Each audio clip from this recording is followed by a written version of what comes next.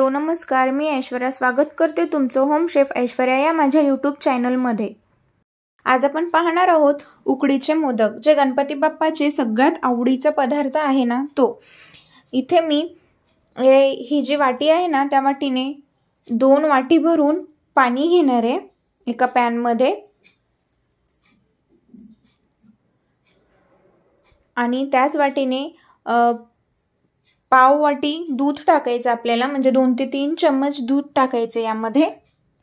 दूध टाकल्यामुळे मोदक एकदम पांढरे होतात, पांढरे शुभ्र असे, त्यासाठी दूध टाकायचे। आणि 1 ते 1.5 चम्मच तूप टाकायचे यामध्ये, म्हणजे उकड चिटकणार नाही म्हणून। आता यावरती मी झाकण ठेवून एक उकळी काढून घेते। पाहू शकता पाण्याला छान अशी उकळी आलेली आहे। आता यामध्ये मी ज्या वाटीने पाणी घेतलं होतं ना त्याच वाटीने 2 वाटी तांदळाचं पीठ घेतलेली आहे, आणि हे पीठ यामध्ये टाकायचे आणि कालवून घ्यायचं हे सगळं व्यवस्थित असं।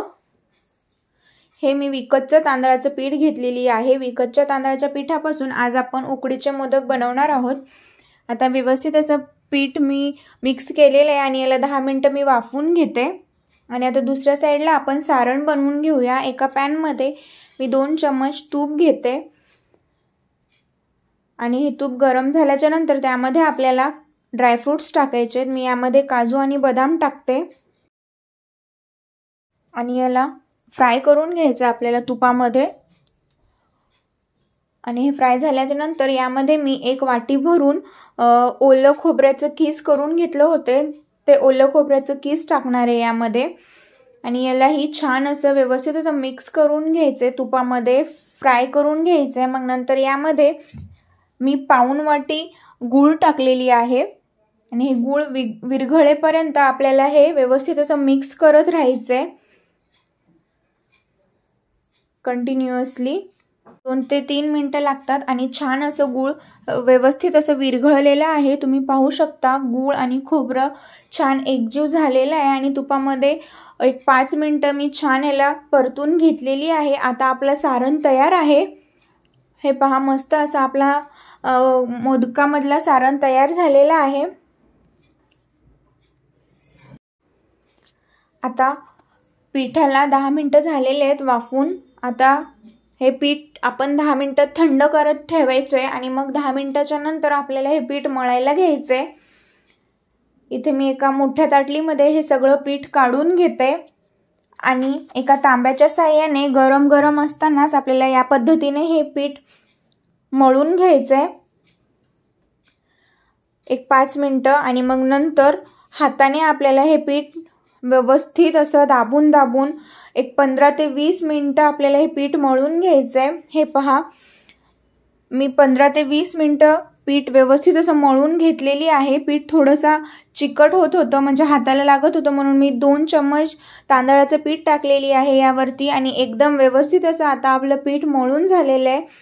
आता यावरती झाकण ठेवून किंवा ओला कपडा ठेवून आपल्याला अर्धा तास असंच ठेवायचं आहे पीठ, आणि अर्धा तासाच्या नंतर आपल्याला मोदक बनवायला घ्यायचे आहेत। अर्धा तास झालेला आहे, आणि आपलं पीठ व्यवस्थित असं तिंबलं गेलेलं आहे, मुरलेलं आहे, नरम झालेलं आहे। आता यामधलं मी अर्धं पीठ घेते, आणि बाकीच्या अर्ध्या पिठावरती ओला सुती कपडा झाकून ठेवायचा आहे, म्हणजे पीठ सुकणार नाही म्हणून, नरम राहील यासाठी। आणि जो अर्धं पीठ घेतलं होतं ते त्याला परत 2 मिनिटं मळून घ्यायचे। आणि मी असं साच्यामध्ये तूप लावून घेते, हा मोदकाचा साचा आहे। आणि यामध्ये आता जे पीठ आहे ना ते पीठ या पद्धतीने आपल्याला दाबून घ्यायचे, आणि आतमध्ये एक होल बनवायचे, आणि त्यामध्ये आपल्याला जो आपण खोबरं आणि गुळाचं सारण बनवलं होतं ना ते सारण यामध्ये टाकायचंय भरपूर असं, आणि पाठीमागून थोडंसं पीठ लावून घ्यायचंय या पद्धतीने दाबून। आता पाहू शकता किती मस्त एकदम परफेक्ट असा आपला मोदक तयार आहे। हे पहा किती छान झालेले आहे, पाहू शकता किती मस्त झालेले आहे, अजिबात कुठेच फुटत वगैरे काहीच नाही। याच पद्धतीने मी बाकीचे सगळे मोदक बनवून घेते। एका डिश मध्ये मी तूप लावून घेतलेली आहे, आणि त्या तुपा लावलेल्या डिश वरती मी सगळे मोदक ठेवून घेतलेले आहे। पाहू शकता किती मस्त दिसतात। आता इडली पात्रामध्ये मी हे वाफवून घेणार आहे। साठी पात्रामध्ये मी 2 ग्लास पाणी आधीच गरम करायला ठेवली होती आणि 15 मिनिटं छान असे व्यवस्थित असे हे मोदक मी वाफून घेतलेली आहे। तुम्ही पाहू शकता मस्त असे आपले मोदक वाफले गेलेले आहेत। उकडीचे मोदक तयार आहेत। तुम्ही जर कधी या पद्धतीने उकडीचे मोदक बनवले नसतील तर घरी एकदा नक्कीच बनवा, खूप मस्त बनतात आणि हे विकतच्या तांदळाच्या पिठाचे मोदक आहेत।